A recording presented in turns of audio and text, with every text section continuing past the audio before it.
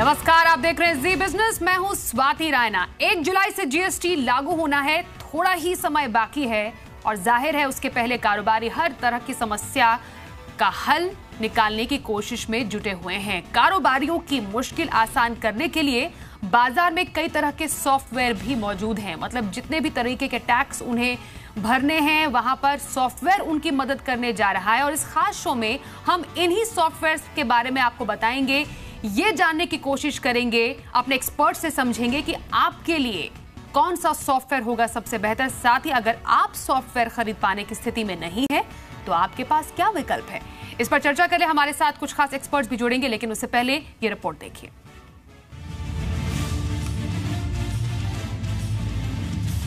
एक जुलाई से देश का टैक्स सिस्टम बदलने जा रहा है। दरअसल जीएसटी में रजिस्ट्रेशन से लेकर रिटर्न तक सब कुछ ऑनलाइन होगा। जाहिर है बिना लैपटॉप या कंप्यूटर के कारोबार करना मुमकिन नहीं होगा।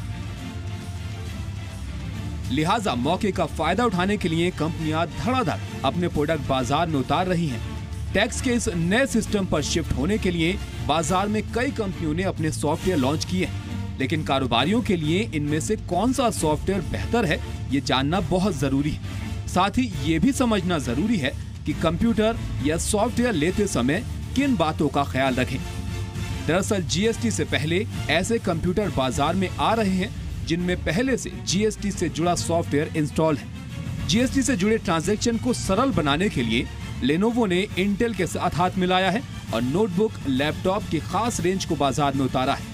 वहीं एचपी ने केपीएमजी के साथ मिलकर जीएसटी से जुड़ा खास इनवॉइस सॉफ्टवेयर तैयार किया है।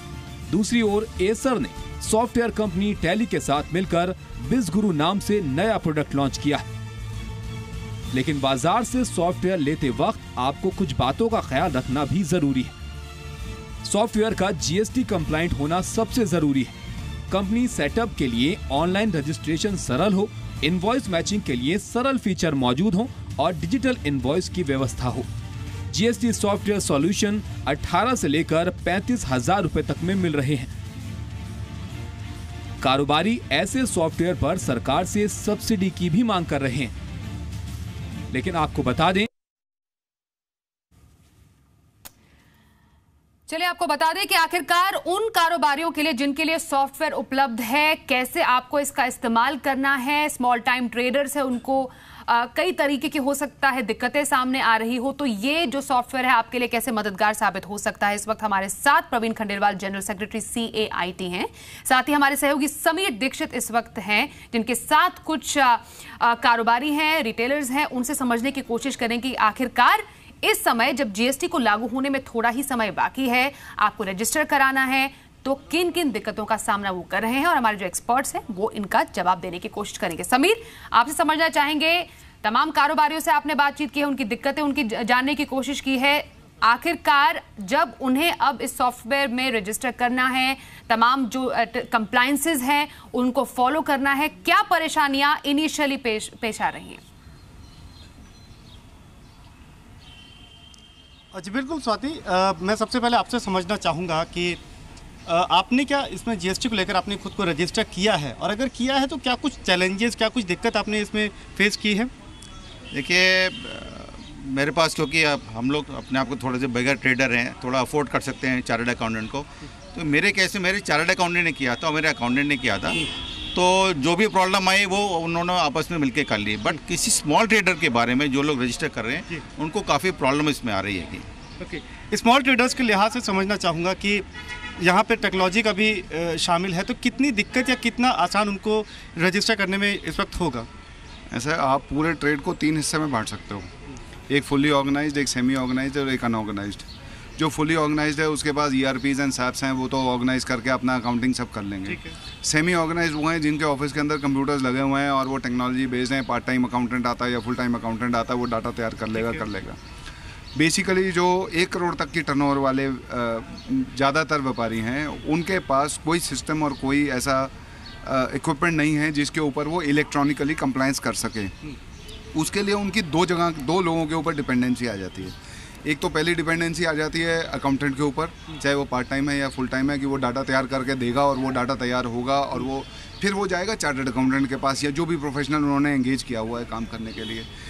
जब तक ये दो लोग ठीक टाइम पे ठीक तरीके एंट्री नहीं कर लेते, जो छोटा व्यापारी है, डीलर है, उसकी लाइबिलिटी क्रिएटेड है। और इन लोगों को जो 70% 65% ट्रेड कम्युनिटी को कंपोज करते हैं, इन लोगों को ज़्यादा दिक्कत है। तो अनऑर्गेनाइज्ड सेक्टर यानी कि जो छोटा व्यापारी है उसके लिए ये एक चुनौती रहेगी उसको रजिस्टर करना। बिल्कुल चुनौती है अभी भी। जो मैं आपको वही बोला कि जो ऑर्गेनाइज सेक्टर है उन्होंने तो डिजिटल सिग्नेचर लगाया, अपना सॉफ्टवेयर वाले को बुलाया, सॉफ्टवेयर अपग्रेड कराया, डिजिटल सिग्नेचर लगा के कर दिया। हमारे कई सारे मेंबर ऐसे हैं जियो मिड लेवल में या लोअर लेवल में आते हैं, वो आज तक डिजिटली साइन नहीं कर पाए हैं, सिर्फ डाटा सेव करके, एप्लीकेशन सेव करके जो डिपार्टमेंट की इंस्ट्रक्शन उन्होंने पोर्टल पर छोड़ रखा है। अब 25 तारीख को खुलेगा, उसके बाद वो डिजिटली साइन हो पाएगा नहीं हो पाएगा। एक इसके अंदर तकलीफ हो रही है, अगर आप मेरे को 2 मिनट दें, कि 3.5 करोड़ एसएससी हम इंडिया में बोलते हैं टोटल सर्विस टैक्स जीएसटी और उसके मिला के। इसमें 2-1 करोड़ एसएससी कॉमन होंगे जो वैट में, सर्विस टैक्स में या एक्साइज में और उसमें कवर्ड होंगे। 2 करोड़ एसएससी अगर आज अपने आप को रजिस्टर नहीं कर पा रहे हैं, जब आप 3 रिटर्न बात करते हैं फाइल करने की और हर एसएससी के कम से कम 10 एवरेज एंट्री होगी परचेज की या सेल की करने के लिए, 80 करोड़ ट्रांजैक्शन सिस्टम ले पाएगा नहीं ले पाएगा वो आसान नहीं है। 2 करोड़ में डिफिकल्टी हो रही है, 80 करोड़ कहाँ से होएगा? बिल्कुल, कुल मिलाकर ये जो है ट्रेडर्स से हम बात कर रहे हैं, तो जो अफोर्ड कर पा रहे हैं, जो सक्षम है, वो जैसे इन्होंने बात करी कि चार्टर्ड अकाउंटेंट के जरिए उन्होंने ये इस चीज़ की इस बाधा को पार कर ली। लेकिन जो छोटा व्यापारी है जिसकी दूसरे पर निर्भरता ज़्यादा है, उसके लिए अभी भी ये जीएसटी में इसके दायरे में शामिल होना एक चुनौती है। बहुत वैलिड पॉइंट्स यहाँ पर कुछ कारोबारियों ने सामने रखे हैं। इस वक्त हमारे साथ कुछ गेस्ट भी जुड़ गए हैं। Praveen Khandelwal ji general secretary CAIT है, that is the confederation of Indian traders, हमारे साथ है। साथ ही Archit Gupta founder and CEO ClearTax है। इनका भी जो सिस्टम है वो एक्चुअली इन कारोबारियों की मदद करने जा रहा है सॉफ्टवेयर के थ्रू। इनसे भी बात करेंगे। प्रवीण जी, सबसे पहले आपसे समझना चाहेंगे कि जीएसटी लागू करने की तैयारी को लेकर इस वक्त आपका रिएक्शन क्या है? कहां तक तैयारी आपके हिसाब से पहुंची है? पूरा सिस्टम आपको लगता है पूरी तरह तैयार है? क्योंकि कंसर्न्स हैं कुछ अभी। देखिए, मोटे तौर पर जीएसटी एक ऐसा सब्जेक्ट है जिस पर चर्चा पिछले 8-10 सालों से लगातार चल रही है। तो कहीं ना कहीं हर व्यापारी के जहन में ये बात तो है कि जीएसटी लगने वाला है और अब 1 जुलाई से जीएसटी एक वास्तविकता बनने वाली है पूरे देश में। लेकिन दूसरी तरफ ये भी एक सच्चाई है कि देश में अभी भी 60% व्यापारियों के पास कंप्यूटर नहीं है, जबकि जीएसटी पूर्ण रूप से एक टेक्नोलॉजी बेस्ड टैक्सेशन सिस्टम है जिसमें सारी पालना केवल डिजिटल टेक्नोलॉजी के साथ ही होगी। पेपर कॉम्प्लायंस का वहाँ पर कोई स्कोप नहीं है। ये एक बड़ी चुनौती है। हमने इस चुनौती को समझा है। हमने सरकार से ये आग्रह किया है कि जब तक सभी व्यापारियों के पास में कंप्यूटर नहीं हो जाता, तब तक देश भर में जो हमारी ट्रेड एसोसिएशंस हैं और उनके जो ऑफिसेज हैं, उनको जीएसटी फैसिलिटेशन सेंटर के रूप में तब्दील कर दिया जाए, ताकि उस इलाके के जो व्यापारी हैं वो वहाँ जाकर के अपनी टैक्स कंप्लायंस कर सके। हमने सरकार को ये भी सुझाव दिया है कि बाज़ारों में कंप्यूटर कियोस्क लगाए जाएं, जहाँ पर नॉमिनल फीस के आधार पर लोग जाकर के कंप्लायंस कर दें। हमने अपनी ट्रेड एसोसिएशंस को भी ये कहा है कि वो ऐसे 20, 30, 40, 50 व्यापारियों के क्लस्टर बनाएं और उसे क्लस्टर को एक कंप्यूटराइज्ड अकाउंटेंट के साथ में जोड़ दें और उस अकाउंटेंट की जिम्मेदारी हो कि वो उन सब व्यापारियों की टैक्स कंप्लायंस समय से हो जाए।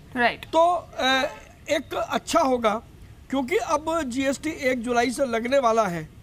तो इस प्रकार के कदम हमें उठाने होंगे और सरकार से मेरा आग्रह होगा, हम सरकार के साथ सहयोग करने को तैयार हैं, हम सरकार की एक्सटेंडेड आर्म बनने को तैयार हैं।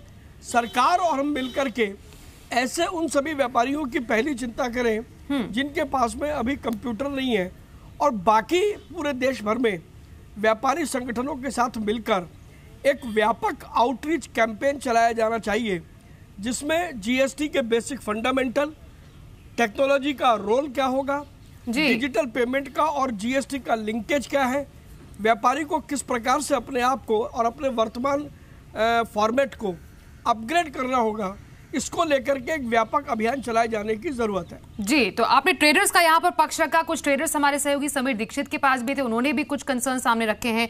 In fact Archit Gupta, founder and CEO clear tax हमारे साथ है, उनसे समझना चाहेंगे, शायद उनके पास और ज्यादा ग्राउंड रियलिटी यहाँ पर हो सकती है, क्योंकि जो इस वक्त जीएसटी सुविधा प्रोवाइडर्स हैं, उसके अलावा भी जो कंपनीज हैं वो ऐसे सॉफ्टवेयर लेकर आई है जिससे कि ऐसे जो स्मॉल टाइम ट्रेडर्स हैं उनकी दिक्कतें दूर हो सकती है। इसलिए अर्चित गुप्ता, आपसे जानेंगे, जो स्मॉल टाइम ट्रेडर्स हैं उनको सॉफ्टवेयर में कैसी दिक्कतें सामने, या कितना आसान उनके लिए पूरा जो प्रोसीजर है, मैकेनिज्म बनाया गया है, सो दैट आने वाले टाइम में उनको किसी भी तरीके की परेशानी ना हो।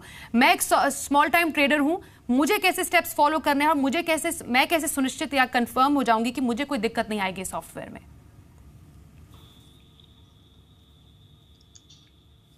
हेलो, बीच में आवाज आपकी इंटरप्ट हो गई थी, can you repeat the question please? अच्छा, ये सॉफ्टवेयर जिनकी हम बात कर रहे हैं स्मॉल टाइम ट्रेडर्स के लिए कितने ज्यादा फायदेमंद साबित हो सकते हैं, कैसे इस्तेमाल इन्हें किया जाए? राइट, सो सबसे पहले जो ट्रेड एसोसिएशन का क्वेश्चन है कि उनके पास कंप्यूटर नहीं है, वो एक काफी महत्वपूर्ण क्वेश्चन है, क्योंकि बिना टेक्नोलॉजी की सहायता से जीएसटी का लागू होना, जीएसटी इंप्लीमेंट होना, जीएसटी का सक्सेस होना एक क्वेश्चन मार्क है। तो अब इसमें क्वेश्चन ये आता है कि हमारा व्यू ये है कि सिर्फ कंप्यूटर नहीं, अगर एक स्मार्टफोन भी अगर एक्सेसिबल है जिसमें एक डेटा कनेक्शन है, तो भी एक स्मॉल बिजनेस अपना जीएसटी कंप्लायंस कर पाए। सबसे पहले तो ये एक रेडिकल थॉट माना जाता है कि स्मार्टफोन के जरिए से भी जीएसटी कंप्लायंस हो जाएगा। For the micro and small, जो बहुत छोटे व्यापारी हैं, उनके लिए काम हो जाना चाहिए। ये हमारा एक पहला तो व्यू है।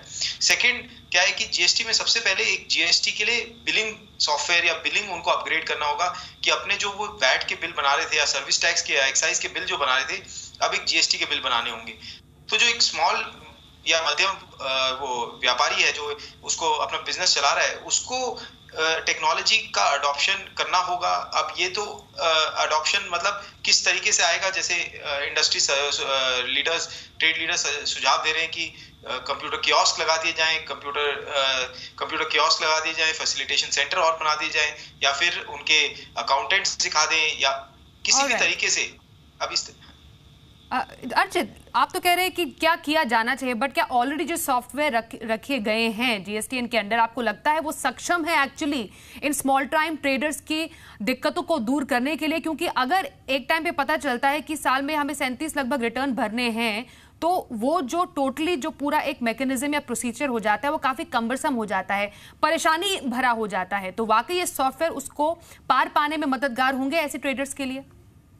हाँ, तो इसमें ये बहुत महत्वपूर्ण सवाल है, तो कि सॉफ्टवेयर का रोल क्या रहेगा और कितना सॉफ्टवेयर की वैल्यू रहेगी और कितना कम्बरसम प्रोसेस को इजी बनाया जाएगा।